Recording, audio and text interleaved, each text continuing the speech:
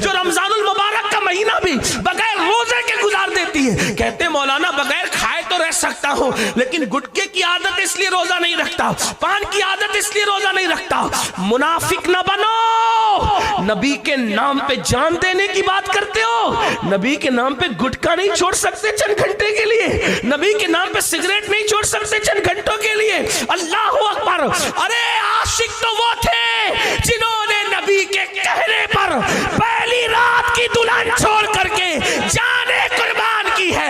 اگر ہم گٹکا اور پان نہیں چھوڑ سکتے, سگریٹ نہیں چھوڑ سکتے 12-14 گھنٹے کے لیے, تو کیسے عاشق ہو؟ صرف نعت سن کر کے جھومو گے, اسی پہ عشق کی سند ملے گی. صرف پیسے دو گے ہمیں اور نذرانہ دو گے, تقریر کرنے والے اور نعت کرنے والوں کو 10 کی نوٹ دے کر عاشقوں کی فہرست میں نام لکھاؤ گے. بڑی معذرت کے ساتھ 10 کی نوٹ مقرر اور نعت خواہ کو دے کر کوئی عاشق بنتا تو امیر حمزہ کا کلیجہ نہ چبایا جاتا ہے. امیر حمزہ کا کلیجہ, یہ عشق کی راہ ہے, 10-15 کی نوٹ سے نہیں ملتی. اللہ اکبر. جب تک حضور کی بات, ارے اللہ محبوب سے پیار کرتا ہے, وہ محبوب کے لیے قبلہ بدل دے. اللہ, وہ محبوب کے لیے قبلہ بدل دے اللہ ہو کر, اور تم امتی ہو کر محبوب کے لیے اپنی زندگی نہیں بدل سکتے. تو کیا منافقت ہے؟ میں آپ کو منافق کہنے نہیں آیا ہوں, لیکن یہ ضرور کہہ رہا ہوں, جس کا زبان دل ایک نہیں اس سے بڑا منافق کون ہے؟ کہتے ہیں جان دیں گے گٹکا نہیں, اور میں تو پھر 24 گھنٹے چھوڑنے کی بات ہے, اگر چھوڑ دو تو اچھی بات ہے, لیکن کم سے کم روزہ تو رکھو. رمضان شریف آتا ہے, عید کی تیاریاں پہلے روزے سے کرتے ہو, کبھی تراویح کی تیاری بھی کی؟ تراویح میں تو مولانا کھڑے نہیں ہو جاتا, تراویح میں 1 گھنٹہ کھڑے نہیں رہ سکتا ہوں نبی کے لیے, آقا کے لیے. حضور فرماتے ہیں میری سنت ہے تراویح, جو تراویح کا اہتمام کرے گا اللہ اس کو بخش دے گا, گناہ سے ایسے پاک کرے گا جیسے آج ہی ماں کے پیٹ سے پیدا. کہیں تو تراویح کا حال ہے نہیں علم ترازے پڑھے قرآن نہ کرنا, اس لیے کھڑا نہیں رہ جاتا. یہ نیک لوگوں کا حال ہے. پورا قرآن سنا کرو, نہیں سال بھر سن سکتے تو رمضان شریف میں سنو. صدر الشریعہ علیہ رحمٰ نے بارِ شریعت میں لکھا ہے کہ کم سے کم 1 قرآن ختم تو تاکیدی سنت ہے. کہاں کا علم ترا لگاؤ گے, کتنا شارٹ کٹ کرو گے. کھانے کے لیے کبھی شارٹ کٹ نہیں کیا ہے, کبھی کیا؟ میں دسترخوان میں بیٹھتا ہوں تو لوگ کہتے ہیں حضرت یہ بھی لے لو, یہ سنت ہے, یہ بھی لے لو. میں ہنس کے کہتا ہوں یہ سب لینا سنت ہے تو فاقہ بھی تو سنت ہے. ہاں, سب کھانے کی سنت یاد رہی, فاقے کی سنت یاد نہ رہی. 13, 14, 15 کا وہ ایام بیچ کا جو روزہ سنت ہے وہ یاد نہ رہا. پیر اور جمعرات کا روزہ جو سنت ہے وہ یاد نہ رہا. جو دل کو بھائے بس وہی کرو. اس کا مطلب نبی کے حق میں کتنے مخلص ہے سوچو. پیٹ کے غلام بنے ہو, دنیا کی غلامی کر رہے ہو.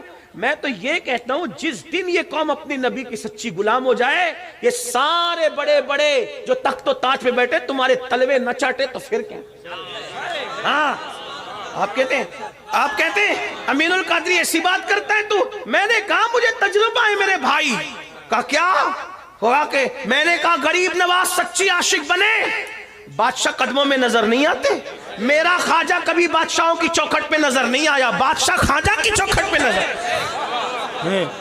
تو ہمیں بڑھ کے لوگ کہتے ہیں نہیں مولانا آج ذرا تعصب کا دور ہے, تعصب کا دور, لوگ تعصب کرتے ہیں. میں نے کہا دور کوئی بھی ہو اس میں حکومت مصطفیٰ کی ہے, زمانہ کوئی بھی ہو اس میں حکومت مصطفیٰ کی ہے. اللہ نے ان کو حاکم کل اور مالک کل بنا کر کے پیدا فرمایا ہے. تعصب کی بات کرتے ہو, کہا ٹرین میں ایسا ہو رہا ہے, پلین میں ایسا ہو رہا ہے کیونکہ تعصب ہے. میں نے کہا یہ تیرا قصور ہے. تعصبی کی دور کی بات, آج کی بات کر رہے ہو نا, ہندوستان کی بات کرو. آپ کو گھورتا ہے مشرک, آپ کو گھورتا ہے, دوسرے آپ کو گھورتے ہیں, مارتے ہیں, یہ کرتے ہیں وہ کرتے ہیں, لیکن وہی جو آپ کو گھور رہا ہے, غریب نواز کیا پھول لے کے کیوں جا رہا ہے وہ؟ بھائی غیر مسلم بھی تو جاتے ہیں پھول لے کر اسی تعصب کے دور میں, اور تجھے گھور رہا ہے وہاں پھول لے کے جا رہا ہے. تو غریب نواز کہیں گے نادان, تو منافق بنا, تو سچا مومن نہیں بنا, پاپی بنا, اس لیے تجھے گھورا جا رہا ہے. اگر میری طرح مسلمان بنے گا تو آج کے دور میں بھی دنیا تجھے پھول پیش کرنے پہ مجبور ہو جائے. تو نے نبی سے وفا نہیں کی، اس لیے لوگ تجھ سے وفا نہیں کر رہے ہیں۔ جس دن تو نبی کا وفادار ہو کے دیکھ، ارے لوح و قلم تیرے ہو جائے۔ اقبال کہتے کی محمد سے وفا، ان کے اپنے تخیل اور تصور میں گویا کہ غیر سے آواز آ رہی ہے، کی محمد سے وفا، تو نے تو ہم تیرے ہیں، ارے یہ جہاں چیز ہے کیا لوح و قلم تیرے۔ ان کا ہو کر تو دیکھو، ان کا ہو کر تو ان سے وفا کر کے تو دیکھو۔ تو بات دور نکلی، عرض کر رہا تھا عبداللہ نام کے اس جوان نے مسجد میں حاضری دی، خوب روئے، معاف کر دے۔ فجر پڑھ لی، فجر کے بعد اشراق پڑھی، چاشت پڑھی، سورج جب سر پہ آ گیا تو مسجد سے باہر نکلے، وہ کیا دیکھا کہ سر پہ سایہ بادل کر رہا ہے۔ ایک ساتھ میں بڑے میاں بھی چل رہے تھے، تو انہوں نے کہا بڑے میاں آپ کتنے اللہ کے مقدس بندے ہیں کہ یہ سایہ آپ کے سر پہ بادل کرے گا؟ نہیں بیٹا آپ کے سر پہ، کہا نہیں ہماری رات کیسے گزری وہ تو ہم جانتے ہیں حضرت، یہ بادل آپ کے سر پہ۔ بڑے میاں خوش ہو گئے میرے سر پہ، لیکن جب دونوں کا رستہ بدلا تو بڑے میاں کے سر پہ بادل نہیں تھا، اس جوان کے سر پہ بادل تھا جسے عبداللہ کہتے ہیں۔ اللہ کو جوانی بھی پسند ہے اور جوانی کی توبہ بھی پسند ہے اور جوانی کی عبادت بھی پسند ہے۔ حدیث پاک میں آتا ہے جب جوان توبہ کرتا ہے تو اس کی خوشی میں فرشتے 40 دن تک نور کی قندیلیں روشن کرتے ہیں اور ایک دوسرے کو کہتے ہیں آج جوان نے توبہ کی، جوان نے توبہ کی، جوان نے توبہ۔ جوانی کی توبہ بڑی مقبول ہے، اللہ آؤ توبہ کریں، ہم سب توبہ اللہ کو منائیں۔ تو جوان عبداللہ کے سر پہ بادل تھا، آنکھوں میں آنسو تھے، اللہ میں نے رات کیسے گزاری تو نے کسی کو نہیں بتایا، اور توبہ کی تو میری عزت بڑھا دی، اب تو میں تیرا ہی ہو کر رہوں گا، کہیں نہیں جاؤں گا مولا، کہیں نہیں جاؤں گا۔ اب عبداللہ کو توبہ کے بعد خیال آیا میں نے عالم بننا ہے، جب اللہ ہی کی طرف جانا ہے تو عالم، اس لیے کہ اللہ کی طرف جانے کے لیے علم سے بہتر کوئی راستہ نہیں ہے۔ جاہل لوگوں کو اللہ اپنا تھوڑی بناتا، ارے جاہل کو تو اپنی بیٹی نہیں دیتا، اللہ اپنی ولایت کیسے دے گا؟ لوگ سمجھتے ہیں کہ جاہل ہی لوگ سب کچھ، ہاں جب بھی کسی بیٹی دینے لگتا تو پوچھے لڑکا کہاں تک پڑھا ہے، تو بیٹی دینے کے لیے پڑھا لکھا دیکھتے ہو، اللہ اپنی ولایت جاہلوں کو دے گا، گانجا چرس پینے والوں کو دے گا، ننگے دھڑنگوں کو دے گا، کالے پیلے کپڑے پہننے والوں کو دے گا۔ اللہ رب العزت جب کسی کو دوست بناتا ہے تو اس کو پہلے عالم بناتا ہے۔ اب طریقہ اس کے ہاں تو کیا طریقے ہو سکتے ہیں، وہ تو دینا جانتا ہے، کسی کو عالم بناتا ہے تو کتابوں سے بنا دیتا ہے، اور اگر کسی کو بناتا ہے تو کسی کی نگاہوں سے بنا دیتا ہے، لیکن عالم پہلے بناتا ہے، عالم کے بغیر ولایت نہیں ہے۔ اسی لیے ان مدرسوں کی قدر کریں، یہی مدرسے ہیں جہاں سے رازی ملے، غزالی ملے، غوث اعظم ملے، غریب نواز ملے، مخدوم سمنہ ملے، امام احمد رضا ملے۔ ان مدرسوں کی قدر، ان مدرسوں کی اہمیت جانو۔ 2 کوڑی کا مولوی نہ کہا کرو، جو لوگ کہتے ہیں نا وہ 2 کوڑی کے مولویوں کو کیا سمجھتا ہے، میں کہتا ہوں یہی مولوی ہے، تیرے کان میں اذان سے لے کر تیرے باپ کے جنازے تک کے اس کے احسانات ہیں۔ اگر اس مولوی نے ایجاب و قبول نہ کرایا ہوتا تو امی ابا پر کبھی حلال نہ ہوئی ہوتی۔ ان کی اتنی قربانی ہے اور ان کی بے عزتی کرتے ہو، نہیں، قدر کرو علماء کی، تعظیم کرو۔ جو عالم کی توہین کرے گا خدا اس کی نسل میں کبھی باعمل عالم پیدا نہیں فرمائے۔ عالموں کے سرکار غریب نواز کہتے ہیں ایک بندہ ہمارے دور میں مر گیا، مرنے کے بعد قبلے کی طرف اس کا چہرہ نہیں ہوتا تھا، لوگ پریشان ہوئے قبلے کی طرف چہرہ کرتے کرتے، تو کسی اللہ کے ولی نے کہا مت کرو، نہیں کر سکتے، کیوں؟ کیونکہ یہ علماء مشائخ کو دیکھ کر چہرہ پھیر لیتا تھا، جیتے جی اس کے علماء مشائخ سے چہرہ پھیرا، مرنے کے بعد اللہ نے قبلے سے اس کا چہرہ پھیر دیا۔ علماء کی قدر کرو، مت ہوشیار سمجھو اپنے آپ کو۔ اب آپ کہتے ہو نہیں مولانا آج کل ویسے عالم نہیں ہے، میں نے کہا بالکل صحیح کہا، اگر ویسا عالم نہیں، ابو بکر صدیق جیسا عالم نہیں ہے تو بھی تو ابو ہریرہ جیسی عوام نہیں ہے نا۔ میں حضرت ابو ہریرہ کو عوام نہیں کہہ رہا ہوں، لیکن صدیق اکبر کے اعتبار سے دیکھیں، جب صدیق اکبر مصلی پر تھے تو ابو ہریرہ پیچھے تھے۔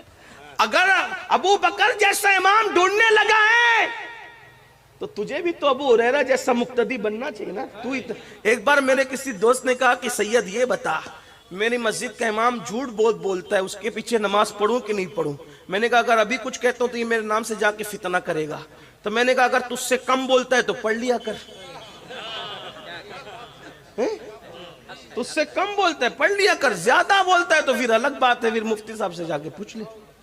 تو وہ کیا بات، کلمہ کا ترجمہ نہیں آتا، علماء کو ناپنے چلے ہیں، یہی تو ہے نا، کلمے کا ترجمہ نہیں سنا سکتے، گرمی اور سردی میں استنجا کے جو الگ الگ طریقے وہ نہیں بتا سکتے، ہے نا۔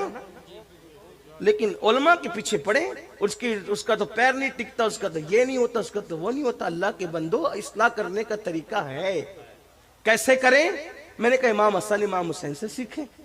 ایک مرتبہ ایک بوڑھے کو دیکھا، وضو کرنا نہیں آتا، تو دونوں شہزادوں نے آنکھوں میں بات کی، کہا بڑے میاں کو وضو کرنا نہیں آتا، کہا ٹوکیں گے تو دل دکھے گا۔ دیکھو دل کا کتنی کا خیال ہے۔ دونوں شہزادے پہنچے، کہا چچا جان ہم بچے ہیں، ہم چاہتے ہیں کہ آپ کے سامنے وضو کریں، ذرا دیکھیں ہمیں صحیح کرنا آتا ہے کہ نہیں آتا، اگر ہمارے وضو میں کوئی غلطی ہو تو آپ اصلاح کر دیں۔ بڑے میاں نے کہا بچوں کرو، تو دونوں نے، اب وہ نبی کی گود میں پلے ہوئے ہیں، علی کی جو ہے وہ پشت سے پیدا ہوئے، سیدہ کی کوکھ میں جو 9 مہینے تک رہے ہیں، انہوں نے جب وضو کیا تو بڑے میاں نے کہا کون ہو تم؟ تو کہا حسن و حسین، میں نبی کے نواز۔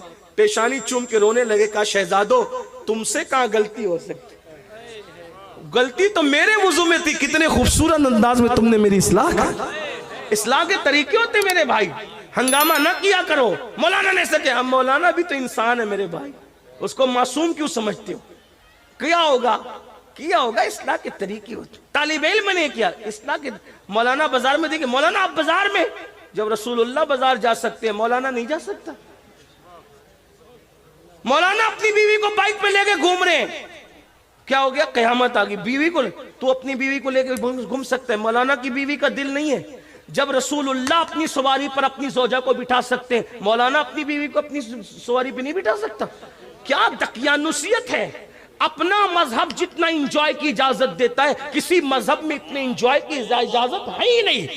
تنگ ہم کر رہے ہیں مذہب کو، اور یہ تنگی کا نتیجہ ہے کہ لوگ مذہب سے بدزن ہو رہے ہیں۔